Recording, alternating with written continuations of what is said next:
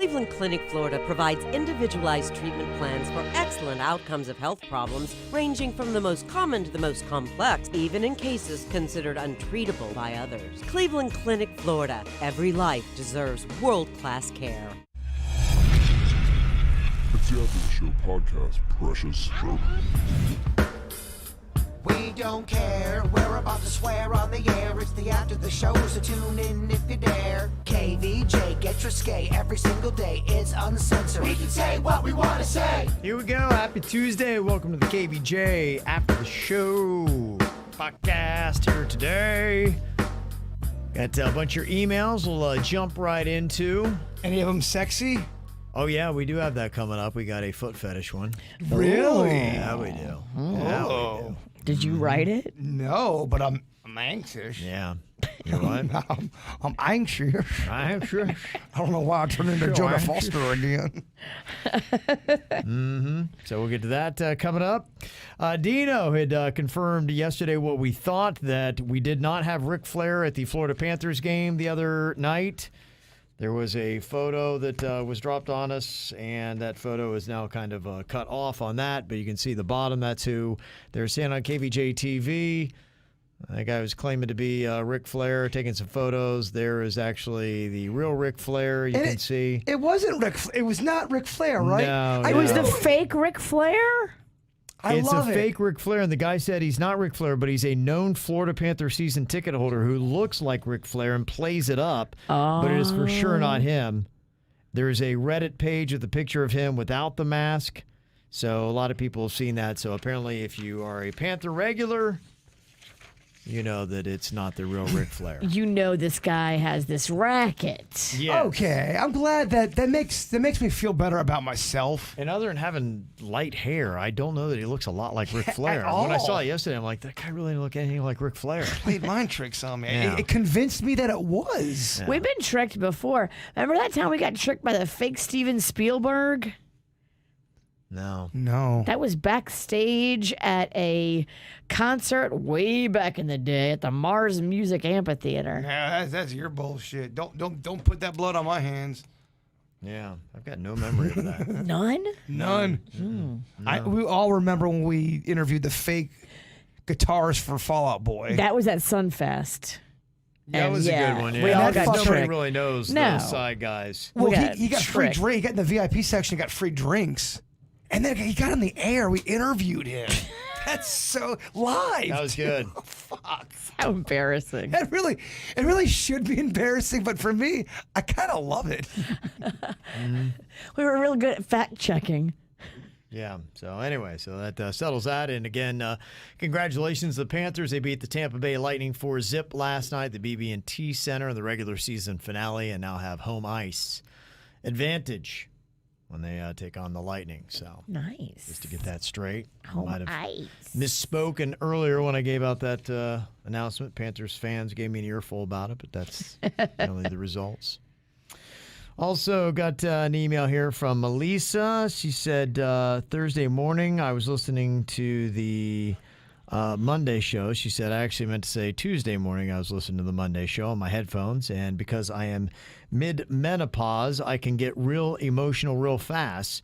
And I started crying because Camille's made that specialty pizza for Jaybird, and I thought it was just so amazing and how much he liked it. My boss saw me crying and thought something was really wrong with me and sent me home. So I just got a paid day off because of Jaybird's birthday. Thanks, Jaybird. That is a great email. So emotional there. That's awesome. I left work and drove right to Camille's. Celebrate. That's pretty funny. Good for her. Also, Mike wants to let you know about the new Peter's Pop Palm Beach on Clematis. They got all kinds of international imported snack and soda flavors from all over the place. Looks like it's right up your alley. Yeah, we keep getting emails about this. Talk about great fun. You got to venture over here. I want to go up in that. Let's get it. Yeah, I want to get it.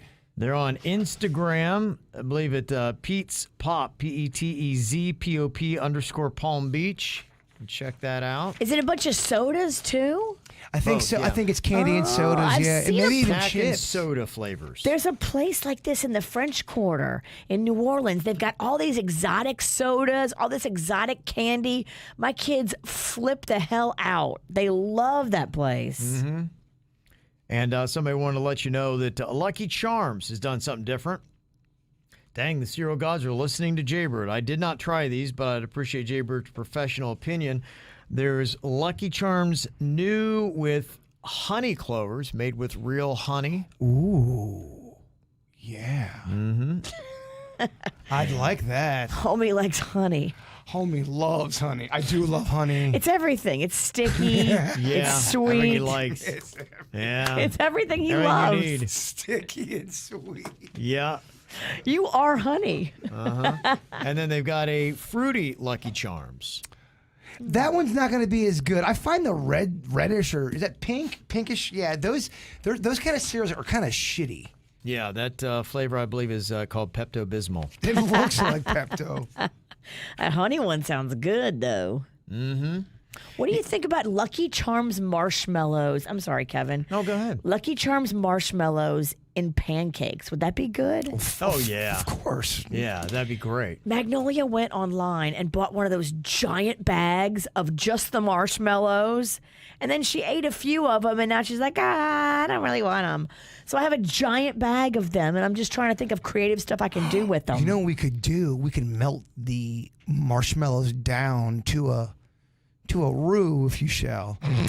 To a goo? To a goo. A goo, yeah. not a roux, a goo. And pour that over your pancakes as a pancake sauce. Oh. Gotta get an amen on that one. Okay. Mm-hmm. With honey. Well, a lot of sticky honey.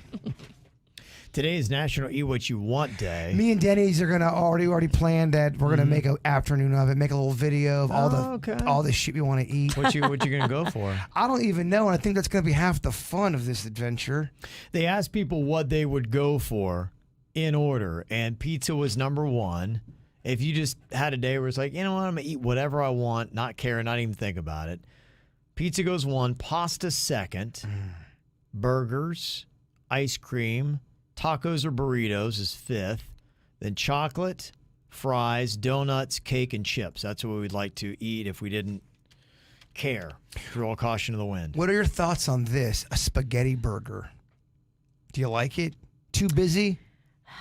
Too busy for your vanilla ass? Here's the problem.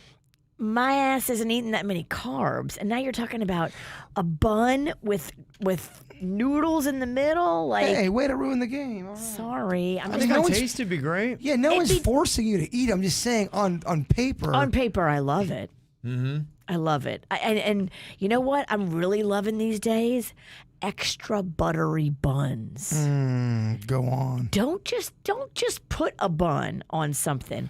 If you're gonna make a burger, a sandwich, anything with bread, butter it, grill it, and then use it. The wish is not lying. A lot of people let bread kind of just go their own merry way. And bread can be the star of your sandwich. You can jazz up your bun.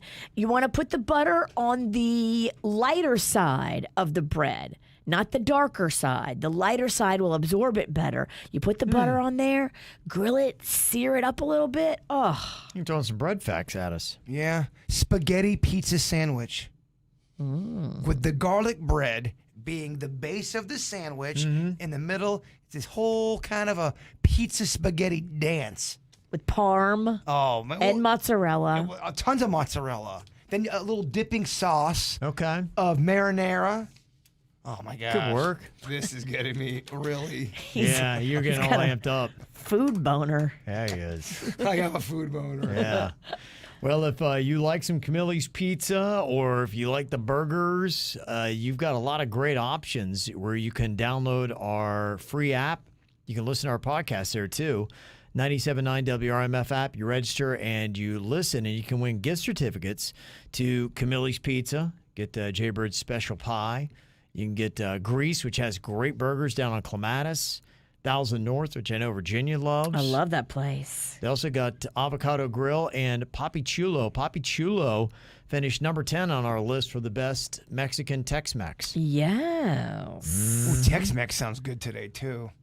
Yeah, the tacos burgers number 5 on that list. What people would like to have. If you didn't have to worry about calories or weight, are you a fan of mixing tacos and burritos with pizza? If there was a whole table full of all of that stuff, does that tickle your fancy? Or once again, or your vanilla ass is going to tell me, it's too busy, Bird? I think I could try any of that out. Gosh, man. He'll give you one bite. I'd love to see a Fat Kevin Rumspringa where he just fucking goes meatballs to the walls. It'd be fun. It'd be nice to be able to eat what you want. It would be fun. That'd be one of my top wishes in life. Yeah. Be able to eat what you want. And you eat it without any of the guilt, Doesn't affect your health, your energy, your waistline. You poop it all out, but you poop it all out. I mean, you are just it's tough in there, but comes out intact. It comes out intact. So if I eat like a burger, come out looking like a burger? Well, that would be cool if that really was how this all worked. Yeah. You'd have to put it on the gram.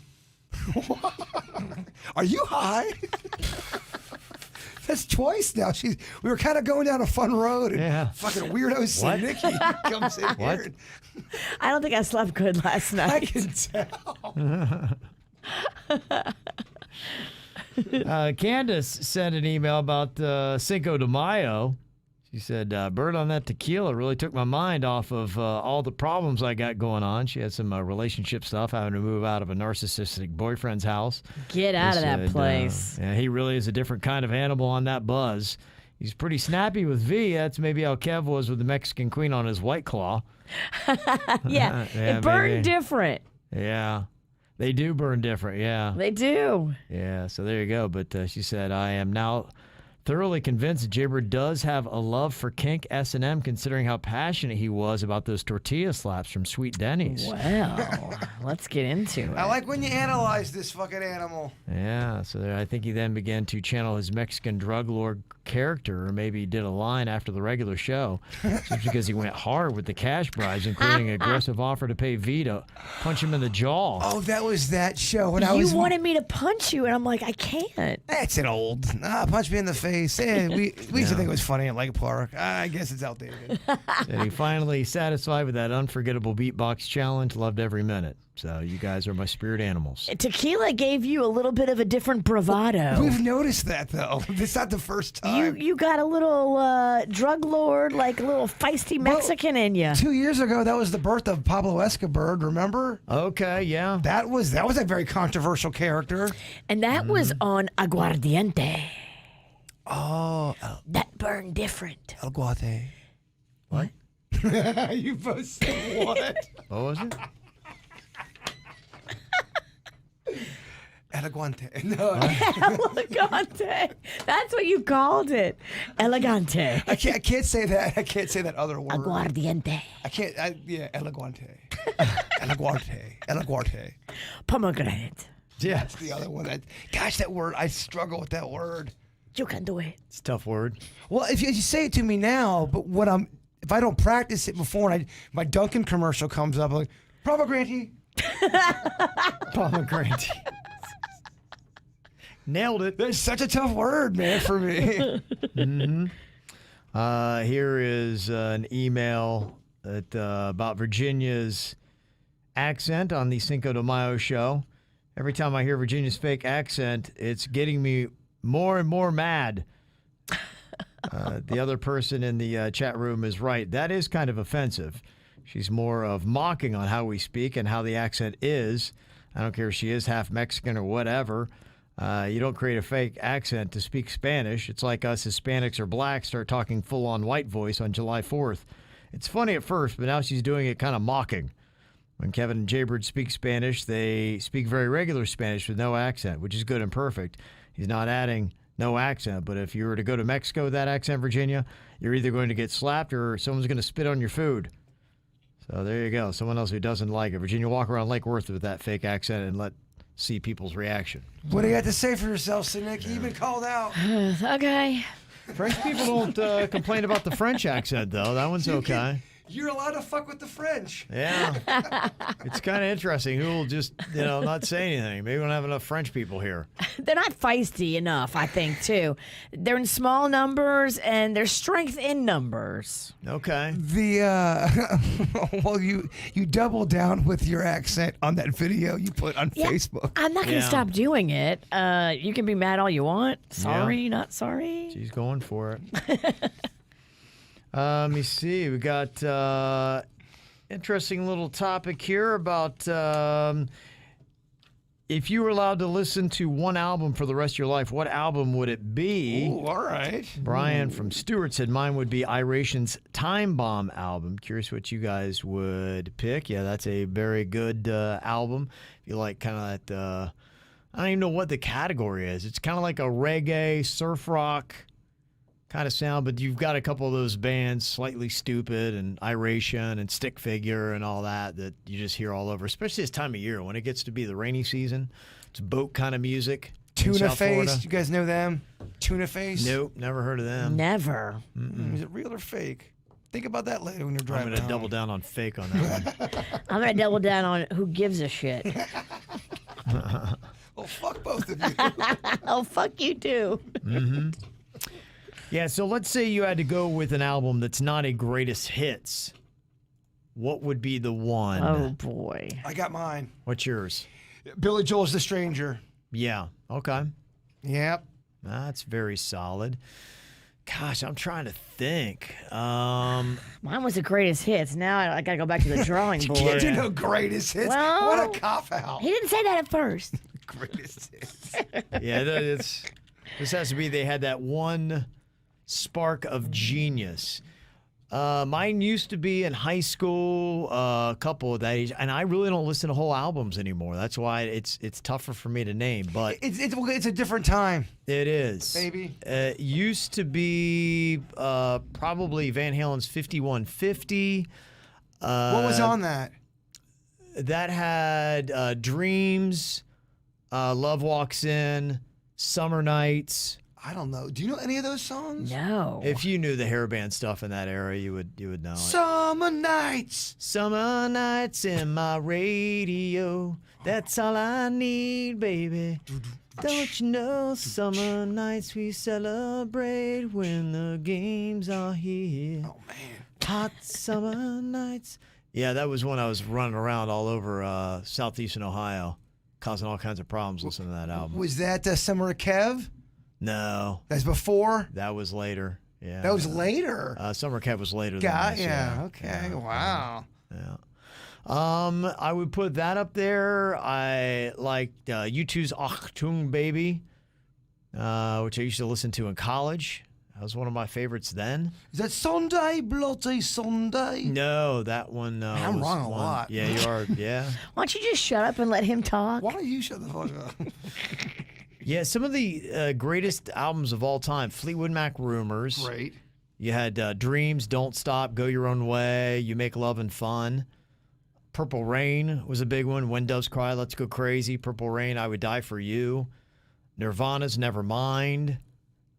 Which, is it me, or do I feel like that album is really overrated? Never mind. Yeah, I know it's the legendary whatever, Smells Like Teen Spirit, but... There's some deep cuts on that album that are awesome. What do you got? I like Jason Mraz, Waiting for My Rocket to Come, which is his first album. And then I also like John Mayer, Room for Squares. His first album, his legit first album. I bought that on a whim. I love it. I saw the cover. I was going to school at FAU, and I had a 4-hour gap. And I went to the mall, saw the album, and I'll just buy it, and ended up loving it. It's a great album. And it really is a really good album. Mm-hmm. So, yeah, if you had to say best album, I also like The Killers' Hot Fuss. That was their first album in 2004. That is a good album. That had a lot of good stuff on there. If you had to just go with just one album. What was the one with, is it Ready to Die? The 2-disc album for Biggie. I loved that. Okay. That was a great album. It was It was 2 discs though. Does that count? Am I fucking up the game? If it's original and it's 2 discs, I think you work. I might have messed up the name of the album. I think you're good with that. That seems to work. Let me see. Some of the other ones, like, what would you be considering as some of the best of all time? I know the Beatles, what was it, the White Album? Is that the one everybody talks about? It's such a controversial one because there's people who love Rubber Soul. Okay. Dr. Dre, The Chronic. There you go. That's up there for sure. Okay, that would be one that you would consider. Amy Winehouse, Back to Black. It's a great album, but how deep have you gone into it? I have only gone like 3 or 4 songs deep. Yeah, I know. You know I'm no good. Back to Black. Is F Me Pumps on there? I can't remember. License to Ill, Beastie Boys. Oh, that's a great one. You're right. That might be it. That is a solid, and I would always listen to that all the way through. I know. My brother would listen to that thing the whole time. All the whole way through. Yeah, and yeah, that was a while ago. Yeah, Notorious B.I.G. Ready to Die. Was that the one you were just talking about? Is that the 2-disc one? It has Big Papa. Nope. Juicy. I fucked up. That's the wrong name. Life After Death. It was Death. from 1994. I'm going it's Life After Death is the 2-disc one. That's the one. It's got Bone on there. Okay. It's Bone and Biggie, baby. Mm-hmm. They're saying Kendrick Lamar's To Pimp a Butterfly. One of the greatest ones. And I actually was in a store over the weekend. I heard a song that was pretty cool, and it was a song from that album. And I'm like, that is actually pretty good. Not too bad. Kanye West, My Beautiful Dark Twisted Fantasy is considered one of the greatest albums of all time. So there you go. That's a great question, though. Okay, let me see. You got interesting one here. Want to know about going braless. What do you think? Is it a problem or not? Said, on a scale of inappropriate to perfectly fine, where is not wearing a bra out in public? I wear a 32D, but don't really need a bra unless I'm running. I'll put on nipple covers, but I don't always want to wear a bra. Am I going to get side eyes from women and too much undesired attention from men if I go braless? I mean, 32Ds, yeah, you're going to get attention. It's unfortunate we live in a world that's going to give you attention, but they are going to give you attention. With that said, I think you should be able to wear that without any bullshit. I say wear it and Just do you. Be careful, because braless is a young girl's game. As you get older and your boobs start to sag, you realize the elasticity leaves quicker when you go braless. If you could go shirtless, do you think you would ever go shirtless out in public if the laws changed? Probably not. I'm a little too prudy. Yeah, I mean. You don't have to agree so vehemently. But I wonder if you were raised in a society where if everybody was allowed to go outside naked and it wasn't a big deal, would you have hang-ups about your naked body if it was all regular like that? I don't know. I don't know either. I feel like I would always have hang-ups. Yeah, I wonder that too. Got another email here. Jaybird, you might care about this because it's about the foot fetish. Said, I heard Jaybird say the foot fetish community are ashamed about coming out. Well, let me just try to explain to you how my mind is wired regarding feet. Is it a dude or a girl? That's a dude.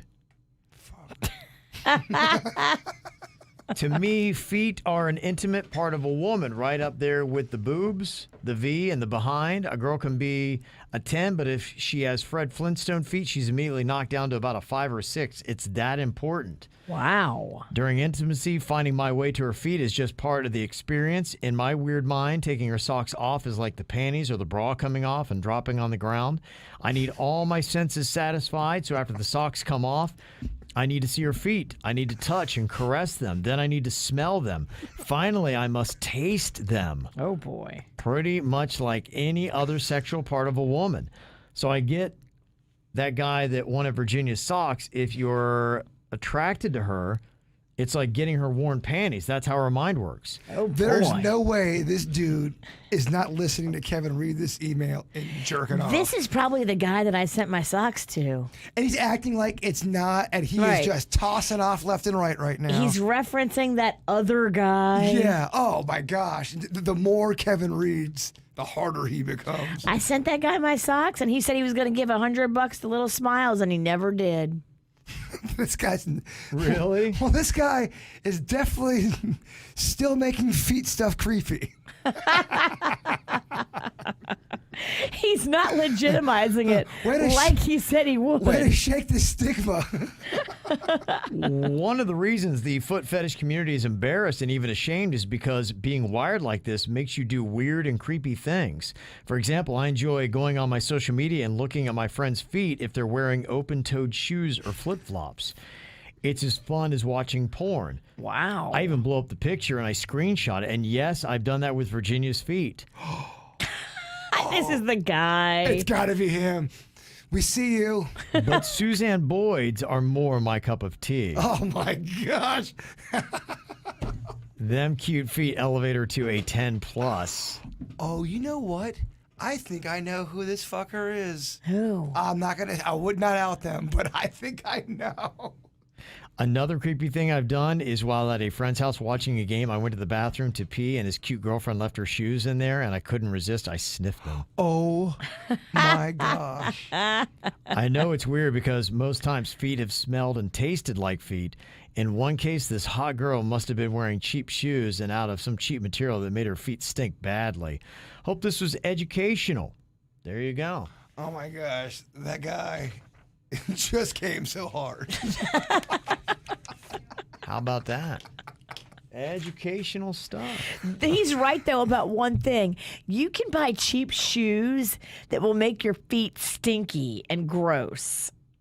I've totally had that happen with, like, the wrong shoe. I gotta tell you, if I caught my friend sniffing my girlfriend's shoes, I'm not cool with that. If I walked in the bathroom or something, he's down on all fours. I think he knows that. Sniffing them. I'm like, bitch, fuck this. I wouldn't like that. He knows what he was doing was wrong, or at least, it would probably not be well received. I feel bad I'm shaming him. But with that said, again, don't sniff people's shoes. We know you can't help yourself, but just because you have to do it doesn't make it okay. It's still creepy.